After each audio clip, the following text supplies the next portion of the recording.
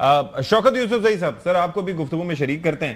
میں تو یہ کہہ رہا تھا کہ دیکھیں یہاں پر یہ گفتگو کی میچورٹی ہے کہ اگر جیسے ہم رینجز پہ بھی بات کر رہے ہیں تو ہم دشمن کو بھی ڈسکریڈٹ نہیں کرتے. ہم اگر کوئی چیز ہے تو ہم ایکسیپٹ کرتے ہیں اور اسی بنیاد پہ ہماری تیاریاں بھی ہوتی ہیں.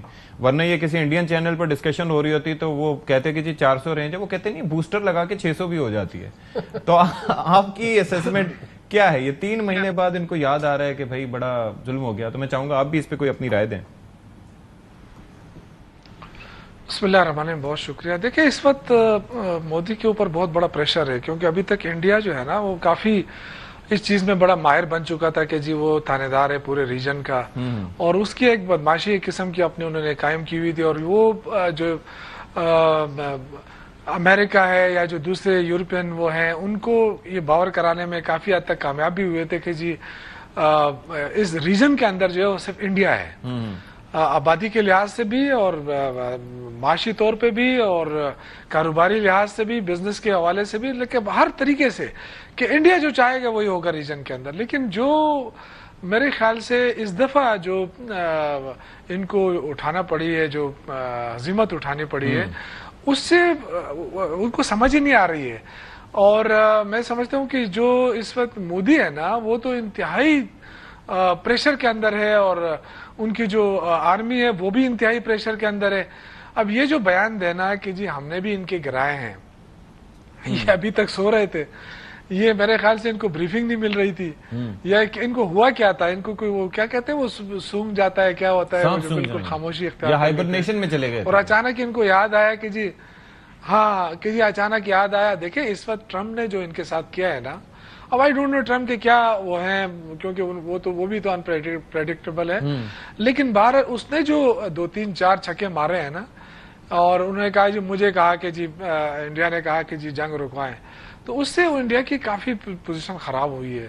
اور اس وجہ سے جو اپوزیشن ہے نا اس وقت، جو راہل گاندھی کی جو اپوزیشن ہے وہ اب کافی میرے خیال سے جو اگلے الیکشن میں کانگریس جو ہے ان کو بڑا فائدہ ہوگا اس حوالے سے، کیونکہ مودی کی وجہ سے جو انڈیا کو نقصان پہنچا ہے اور پہنچ رہا ہے مسلسل. یعنی دیکھیں نا، ایک تو ہوتا ہے کہ آپ نے نقصان اٹھا لیا، اب وہ پوری دنیا کا مذاق جو ہے وہ اڑ رہا ہے اس کے خلاف کہ یہ کر کیا رہے ہیں انڈیا والے، یہ کیوں اس طرح کی باتیں کر رہے ہیں.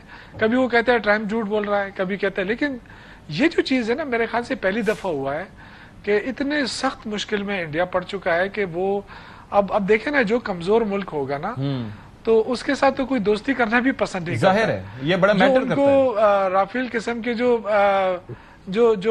ان کو طیارے ملے تھے، اور بڑے ان کا جو شان تھی کہ جی ہمارے پاس یہ طیارے ہیں اور ہم دنیا کی جو ہے نا قسم کے اپنے آپ کو سپر پاور سمجھنے لگے تھے ریجن کے، ہمارے ریجن کے. تو اللہ تعالیٰ کی دیکھیں ہر چیز جو ہے نا ایک وہ ہوتی ہے کہ جو پاک فوج نے، ہمارے جو air force, special air force کو میں خراج تحسین پیش کروں گا، پچھلی دفعہ بھی اس دفعہ بھی، اور جب بھی موقع ملا، چاہے وہ 65 کی وار ہو چاہے جو بھی ہو، لیکن انہوں نے کبھی بھی ہمیں مطلب یہ کہ وہ نہیں دکھایا کہ ہم کہیں کہ جی ہماری ایئر فورس کمزور ہے، یا ہمارے پاس وہ فلاں جہاز نہیں ہے، یا وہ فلاں چیز ہمارے پاس نہیں ہے.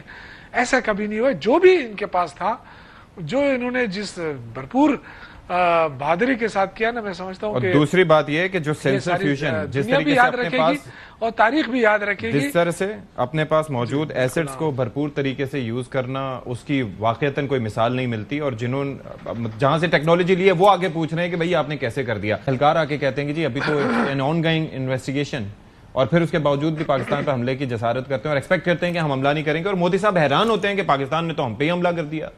اور اب یہ جو امبیرسمنٹ ہو رہی ہے، آپ کو لگتا ہے کہ مودی از ان ٹائٹ کارنر، اور آپ کو لگتا ہے کہ وہ دوبارہ سے کچھ اس طرح سے کوئی پلان کر سکتا ہے یا اس طرح کے حملے کی کوشش کر سکتا ہے؟ Do you think so? کیونکہ مقاصد تو کوئی حاصل نہیں ہوئے. دیکھیں میرے خیال سے ایک چیز میں آپ کو بتا دوں کہ انڈیا جو ہے اس نے جتنے بھی واقعات ہوئے ہیں اس کو پاکستان کے اوپر تھوپا ہے، اور کافی حد تک دنیا کو یہ باور کرانے کی کوشش بھی کراتا رہا کہ پاکستان جو ہے وہ دہشت گردی میں ملوث ہے، اور وہ انڈیا میں آ کے وہ کاروائیاں کر رہا ہے. تو کافی حد تک پاکستان کی پوزیشن اس سے کافی وہ ہو گئی تھی. لیکن اب آہستہ آہستہ یہ چیزیں کلیئر ہوتی جا رہی ہیں. اب جب کلیئر ہو گئی ہیں تو میرے خیال سے پاکستان کی جو وزارت خارجہ ہے اور جو ان کے جو سفارت خانے ہیں، ان کو اب ضرورت ہے کہ اب پوری دنیا کے اندر بتائے کہ ایک تو بھارت جھوٹا بھی ہے اور بھارت جو ہے وہ ہمیشہ سے پاکستان کے اوپر بھی کرتا رہا ہے، پاکستان کے خلاف پراکسی وار بھی لڑتا رہا ہے، چاہے وہ افغانستان کی طرف سے ہو، چاہے یہاں بلوچستان کے اندر ہو، خیبر پختونخوا کے اندر ہو، بہت ساری جگہوں پہ کراچی کے اندر ہو. تو انڈیا اپنی جو کاروائیاں وہ کرتا رہا ہے اور ایک پرامن ملک کو جو ہے اکساتا رہا ہے، اور اس کے باوجود کہ پاکستان نے کبھی پہل نہیں کی. تو اب ضرورت یہ ہے نا، ایک تو یہ کہ ایگریسو پاکستان چلے، اپنے جو فارن پالیسی ہے اس میں اپنا وہ بنائے، اور یہی موقع ہے. اور یہ ضرور یاد رکھیں کہ ہمیں غافل نہیں ہونا چاہیے کہ ہم سمجھے کہ جی ہم نے بہت بڑا تیر مار لیا، بس آپ خاموش ہو جائیں، اب کچھ نہیں ہوگا. دیکھیں انڈیا اس وقت زخمی ہے. جو اس وقت مودی کے جو کیبنٹ ہے یا جو مودی ہے، ان کے تو سب کا داؤ پہ لگا ہوا ہے، ان کی سیاست داؤ پہ لگی ہوئی ہے. وہ کانگریس جو ان کے سامنے ٹکتی بھی نہیں تھی، دیکھیں وہ کانگریس جو ان کے سامنے بالکل نہیں ٹک رہی تھی، آج کانگریس جو ہے وہ واپس مضبوط ہو رہی ہے اور بی جے پی کمزور ہو رہی ہے، اور یہ خواہ مخواہ کچھ نہ کچھ کریں گے. ٹھیک ہے، تو اس لیے ہمیں تیار رہنا پڑے گا، تیار رہنا چاہیے. چشتی صاحب اب ذرا یہ فرمائیے گا کہ اب ظاہر ہے کہ جب کوئی وار فیئر سینیریو ہوتا ہے اور اس طرح کی جنگ ہوتی ہے تو بہت کچھ سیکھنے کا بھی موقع ملتا ہے، یعنی کہ دشمن کو جتنا نقصان پہنچایا جاتا ہے پھر ہم بھی سیکھتے ہیں کہ ہمیں مزید کیا بہتر کرنے کی ضرورت ہے. اب یہ جو خطرات دے آر اسٹل لومنگ، ظاہر ہے کہ مودی کے جو مقاصد تھے وہ پورے نہیں ہوئے، ہم نے بھی پروکیورمنٹس کی ہیں، وہ بھی کچھ خاصا کچھ خریدے ہیں. ڈو یو تھنک کہ کچھ دوبارہ سے ایسا ہو سکتا ہے؟ کیونکہ D G S P R نے کہا تھا کہ اس دفعہ اگر ہوگا تو ہم کلکتہ سے ایسٹرن سائڈ سے شروع کریں گے، اکنامک ہبس کو نشانہ بنائیں گے. تو دیٹ مینس کہ دیر از سم تھنگ کہ جو انڈیا از پلاننگ. دیکھیے سچ صاحب، پلاننگ تو کوئی بھی کر سکتا ہے. پلاننگ انہوں نے پہلے بھی کی تھی، پہلگام کے بعد بھی کی تھی، انیشیٹو انہوں نے پہلے بھی لیا تھا، آفینس ان کے ہاتھ میں تھا، ہم نے تو نہیں کیا تھا، ہم نے تو ڈیفینڈ کیا تھا. پلاننگ کی حد تک تو کوئی کسی کو نہیں روک سکتا، ایگزیکیوشن بھی کر سکتا ہے، لیکن جب ایگزیکیوٹ آپ کرتے ہیں تو پھر آپ پر لازم ہوتا ہے کہ جب آفینس کرتے ہیں آپ تو آپ ملٹری آبجیکٹیوز جو آپ نے ڈکلیئر کیے ہوتے ہیں یا ڈکلیئر نہیں کیے ہوتے وہ آپ نے اچیو کرنے ہوتے ہیں. اب جو پچھلی پہلگام کا انہوں نے ہم پر حملہ کیا تھا وہ کیا ملٹری آبجیکٹیو ہوں گے ان کے؟ I assume as a student of strategy میں آپ کو بتا سکتا ہوں کہ پاکستان کو سبق سکھانا اور گھٹنوں ٹیکنے پر مجبور کرنا. آیا پاکستان ہوا کہ نہیں ہوا؟ نہیں، جواب ہے نہیں ہوا.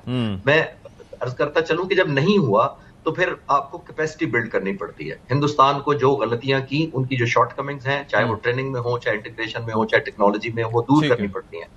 تو ہماری جو ایئر فورس ٹیکنالوجی انٹینس ہوتی ہے، میرا نہیں خیال کہ ان کی کیپیبلٹی اتنی زیادہ ہو گئی ہے کہ وہ ایک اور مارکا کریں گے میننگ فل ریزلٹ کے لیے. ویسے تو جس وقت مرضی آپ کسی پر ہم چڑھ دوڑے تو وہ تو کوئی بھی ملک کسی پر چڑھائی کر سکتا ہے، لیکن آیا ٹیک ہوم بھی کچھ ہونا چاہیے. ہندوستان کے لیے اس وقت ٹیک ہوم کچھ بھی نہیں رہا. آپ نے دیکھا سوائے شرمندگی اور افسوس کے تو ایک اور مس ایڈونچر تو میں کہہ سکتا ہوں اگر انہوں نے کیا، لیکن ایڈونچر کرنے کے لیے آپ کو سین بھی ہونا پڑتا ہے، ریشنالٹی بھی چاہیے اور آپ کو کیپیبلٹی بھی ڈیولپ کرنی چاہیے. ٹھیک ہے، ٹھیک ہے. تھینک یو سو مچ جی. Air commodore retired Khalid Chishti صاحب، جنرل ریٹائرڈ طارق رشید صاحب، فار یور ٹائم جی. ایک بریک لیتے ہیں، بریک کے بعد آئیں گے اور تھوڑا سا سیاسی معاملات پر ہم بات کریں گے. Stay with us.